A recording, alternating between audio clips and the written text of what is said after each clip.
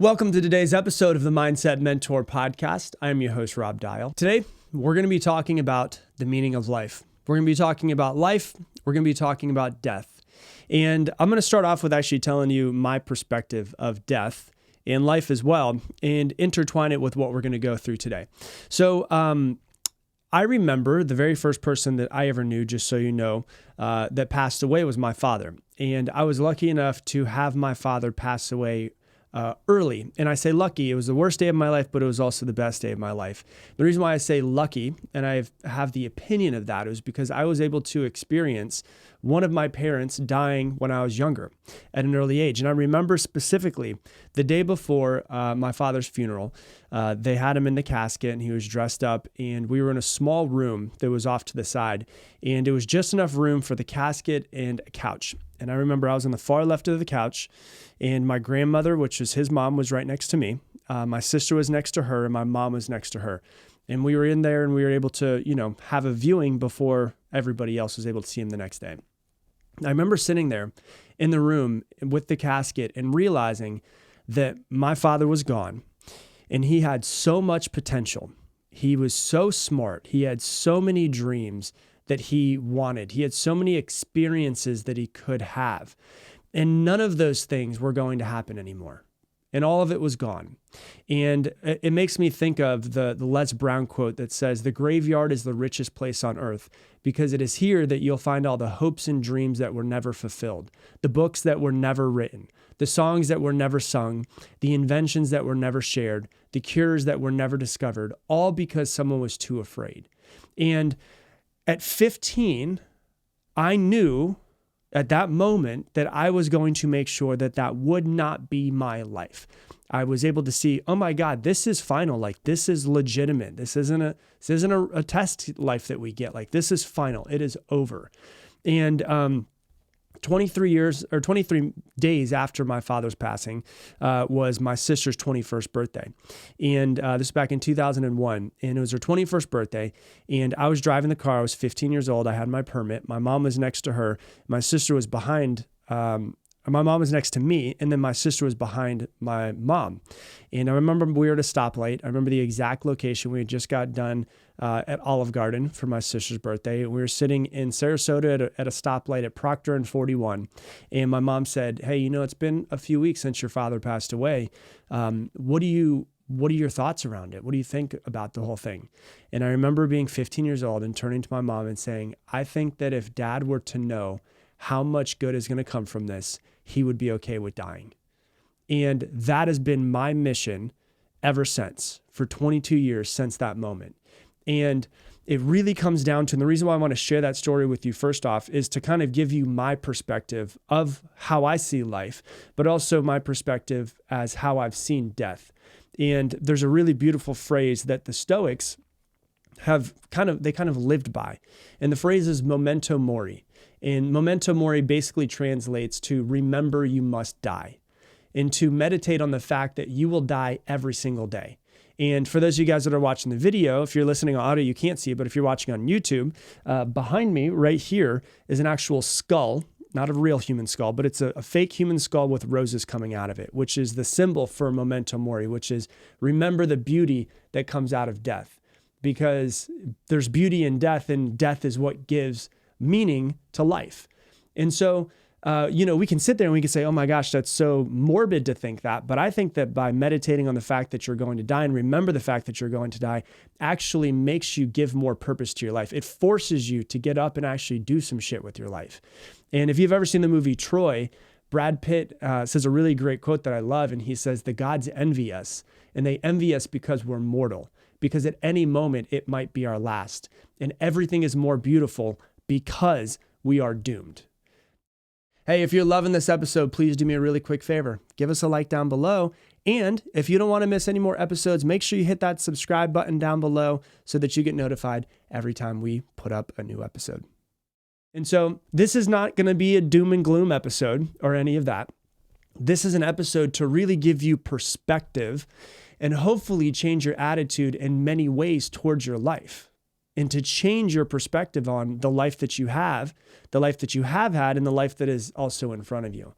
And I remember when I was younger, when I was in my 20s, I didn't really understand when people would say life is a journey, focus on the journey. You know, there's a quote that says, life is a journey, not a destination. And I was like, the fuck does that mean? Like, I just never really understood it. And now that I'm 37, I kind of actually am starting to understand it. And I'm starting to understand that when I was younger, I always thought like, there's a moment where I'm going to feel like, I've arrived. And I've come to realize now that I'm 37 and I'm like, I don't think there's going to be a moment where I just arrive. There's never a finish line that we get to in life. There's no finish to improving yourself. There's no finish to personal development journey. There's no destination that you get to. And the condition of a human, I think, is to lose yourself and then find yourself, and lose yourself and find yourself 40, 50, 100 times a day, to get lost and to get lost again and to find yourself throughout the entire process. It could be 1,000 times a day, but I don't think there's any moment where we're just like, I've made it. There's no destination that we're working to get towards, because eventually if you're like, if your destination is, I want to be a millionaire. Well, once you make $1 million, what's next? It was not about the destination of getting to becoming a millionaire. It was the process, the journey of building yourself into the person who can eventually acquire that money, or to be able to have the skills to be worth being paid that amount of money, or whatever it might be. And the older that I get, the more that I'm finally understanding, life is a journey. There is no place to go. There is no place to be. The only place that there is to be is literally right now. And then tomorrow is just another right now. And for the longest time in my life, I was hustling to be somewhere. And it's hard for me to think over the past 37 years how much of my life I was not present to my life because of the fact I was thinking about the thing that was supposed to be next. What's the next thing that I need to get? What's the next mountain that I need to climb? What's the next thing that I want to buy? What's the next place that I want to travel to? And I was just thinking about the next thing, the next thing, the next thing, but I was never actually fully present here in this moment. And so I was looking so far into the distance, telling myself that where I wasn't good enough, and I missed what was actually around me. Have you ever done that before, where you're constantly thinking about the future? You sit down and meditate, and instead of being present, you're struggling at meditation because you keep thinking about all the shit that you have to do later on today and tomorrow and the next day, versus actually just sitting and enjoying the moment and being present with being in this human existence. And I didn't really stop and smell the roses because I was always focusing on what the next thing was. I had speaking of smelling the roses, I had a funny experience. We were in Santa Barbara about 3 weeks ago, and the sunrise was coming up, and I was taking Bear for a walk, and I was walking by this set of roses, and I was like, oh my God, they smell so good. And like, I'm talking about like ridiculously good. There were these white roses, and I never smelled roses so potent. And I sat there for like a good 5 or 10 minutes just smelling the roses. And I was like, I'm literally stopping to smell the roses as the sun rises in Santa Barbara. And I was like, holy shit, this is actually what we're supposed to be doing. And it was funny because instead of being like, okay, well, I've got to take Bear to do the next thing, and then I've got to get up and I've got to have my coffee, and then I have a team call and I have to do this thing, and I have a Zoom and I have to meet with this person. It was like I was stopping for a few minutes. I was smelling the roses and I was going, oh my God, these roses do smell amazing. And I sat there for a while and smelled the roses. And it smelled so good, I brought one back with me so I could smell it throughout the day. And so I was on team calls on Zoom, and they would see me with a white rose up to my nose, and I was just smelling it. And I was like, this is kind of the journey, is to be present, to stop and smell the roses. And one thing that I think is really important for being present, and thing that I've been trying to make myself do more and more often, if you've ever been on a Zoom call with me that I've run for, Mindset Mentor University and all that stuff, we always start with a breathing exercise. The reason why is because I'm trying to get myself into my body more often and to notice my senses.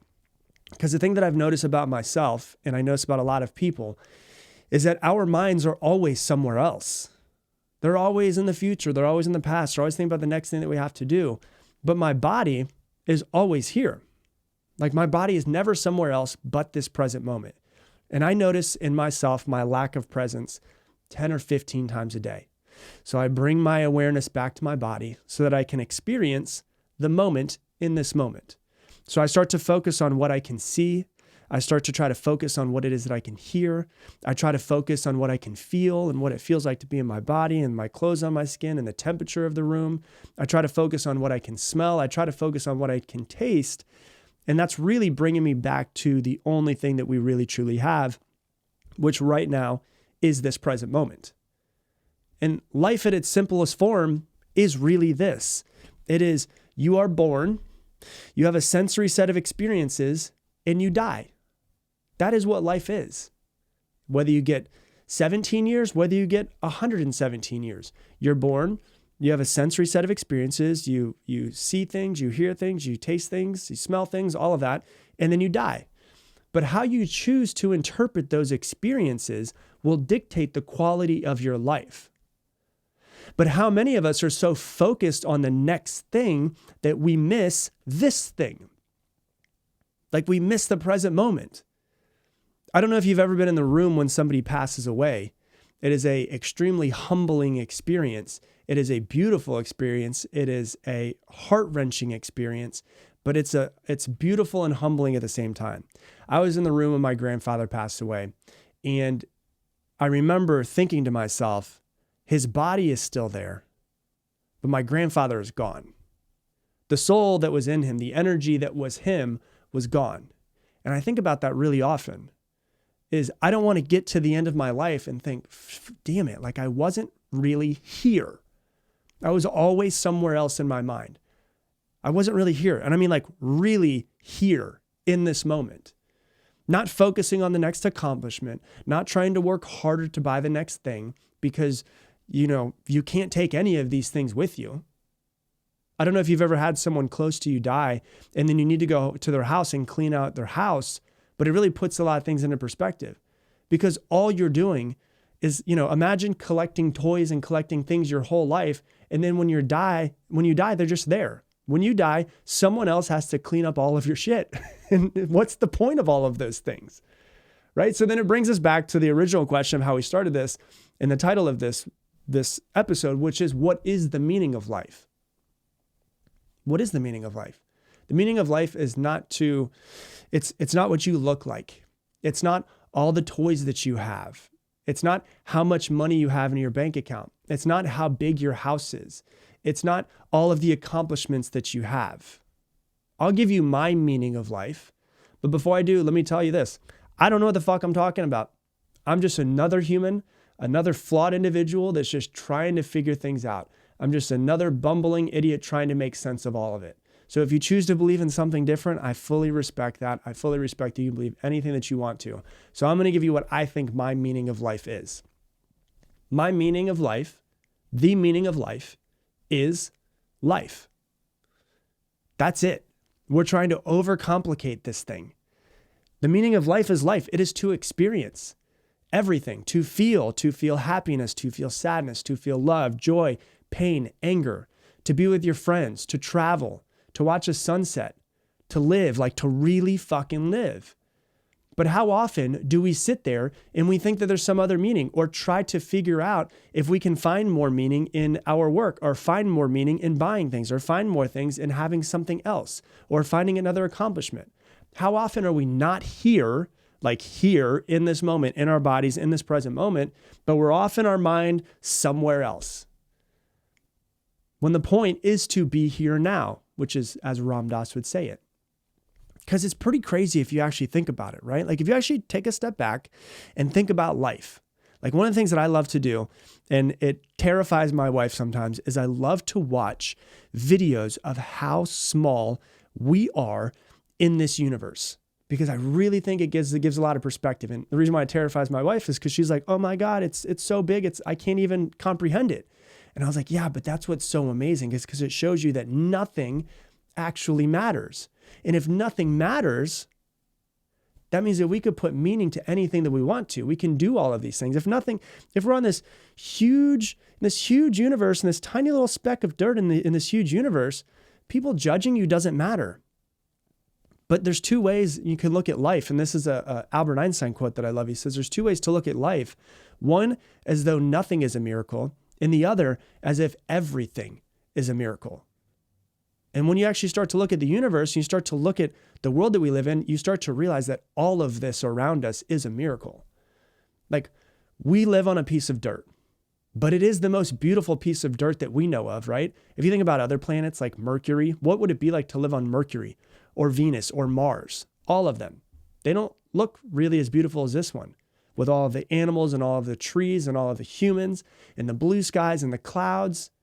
Like, we're on the best planet in our solar system. It's like the Disney World of our solar system, right? And you look at it in the Earth, this tiny little speck that we live on, and we're a tiny little speck on a tiny little speck. This Earth is spinning 1,000 miles an hour, and it's orbiting the sun at 67,000 miles an hour. And we're moving through our solar system.